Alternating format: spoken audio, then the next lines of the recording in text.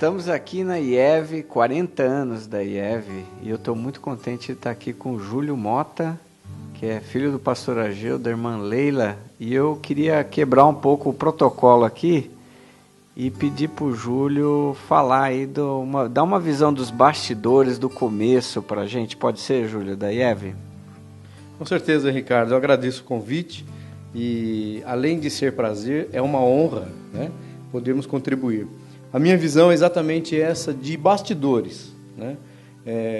O fato de ver os meus pais, os meus avós, nessa jornada da construção dos 40 anos, foi uma experiência incrível e muito rica. O fato de nós termos acompanhado desde o início, eu tinha quase 5 anos de idade, mas eu me lembro de quando nós saímos da igreja presbiteriana. E como criança, eu não sabia o porquê que nós não voltávamos mais naquela igreja, né? E lembro dos primeiros dias que nós começamos a frequentar aqui a casa do seu Alcebiades. Era um corredorzinho estreito, mas a igreja estava reunida ali. E depois começamos a ocupar a sala da casa dele, e ele tinha um terreno do lado da casa, na verdade era o quintal da casa dele, que era um pomar. E eu lembro que tinha mexerica, tinha limão. E depois da escola dominical, a gente acabava brincando no quintal da casa. E a igreja cresceu, ocupou esse pomar, e eu lembro muito assim, serenamente, dos sábados que eu vinha com o meu pai, aqui inspecionar a obra da construção. Eu ficava às vezes brincando no monte de areia, mas meu pai ficava tirando medida de vitrôs e conversando com os empreiteiros, com os pedreiros, definindo detalhes, né? É um traço do perfil dele de querer estar controlando essa parte da construção. E aquele templo para mim era gigante. Eu confesso não saber as medidas, mas devia ter 10 por 20, alguma coisa assim. Mas era muito grande. E eu lembro que a igreja lotava, né? Eu ajudei a carregar muita cadeira para colocar para dentro da igreja. Isso para mim era uma festa, né?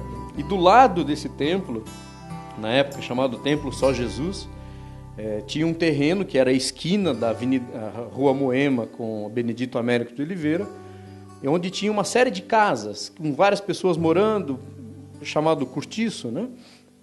E muitas das crianças que moravam naquelas casas aceitaram Jesus como Salvador, eram alunas da Escola Bíblica Dominical, né? Eram meus amiguinhos também. E a igreja cresceu, até por cumprimento de uma profecia que eu lembro, que o pastor Walter Rodrigues trouxe, e dizia, estender a tenda, né? Aumentar as tendas, né? E eu lembro do meu pai conversando com ele na esquina, dizendo, a igreja vai vir até aqui, né? A parte física, a construção civil da igreja. E depois a igreja conseguiu comprar o terreno, e veio as construções. E eu estava no lugar do Samuel, que ele está agora de diretor de edição. Nós pudemos filmar a pedra fundamental. Muitos que estavam nessa ocasião já estão na glória. Então, era uma participação de backstage, né? E depois, com sempre a hospitalidade, né? A hospitalidade no sentido, quantos pastores vieram pregar aqui na IEV? E muitos desses pastores, com ou sem as suas famílias, ficaram hospedados em casa. Então, alguns chegavam na sexta-feira e dormiam sexta, sábado e domingo, ou iam embora no domingo, né? E esse relacionamento foi muito precioso, fez eu crescer, fez eu conhecer pessoas incríveis, pastores que marcaram a vida da IEV, né? Como pastor Newton Tuller, pastor Robert Harvey, com certeza vou omitir vários nomes aqui, mas são pessoas que nós tínhamos um contato à mesa com a família, recheado de risadas, vendo que eles também tinham problemas, vendo que eles também tinham dificuldades, que eles também tinham as alegrias, conquistas, né?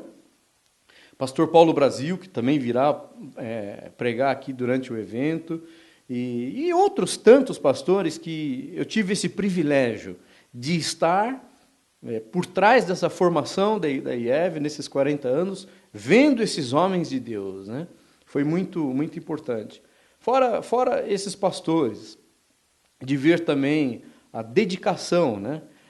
Tanto dos meus pais como dos meus avós, tanto paterno como materno. E uma das coisas que talvez poucas pessoas saibam, as nossas avós, né, minha e do Samuel, elas tinham a chave da igreja e elas chegavam aqui às 5 horas da manhã, 6 horas da manhã, às 2 para orarem.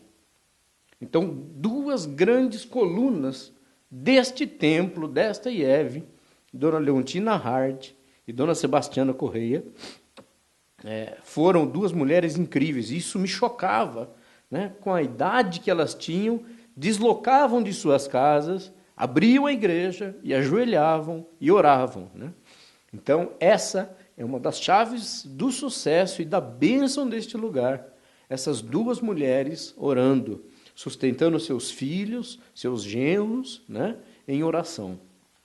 E são coisas que estão sempre por trás do palco, né, que não aparece no púlpito, né?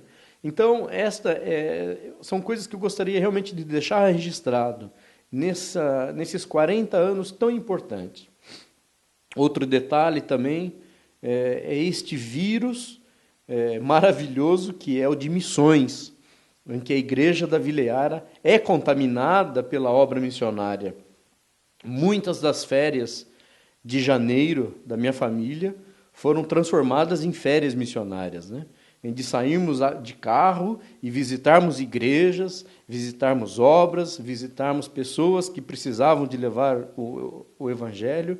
E nós fomos crescendo dentro desse ambiente missionário.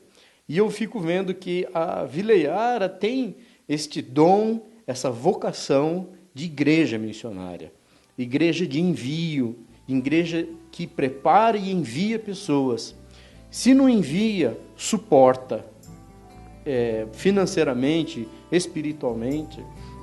Então, eu acho que se a Vila Iara com certeza está longe de ser uma das maiores igrejas do Brasil, mas o que ela tem feito em missões, isso é o que importa.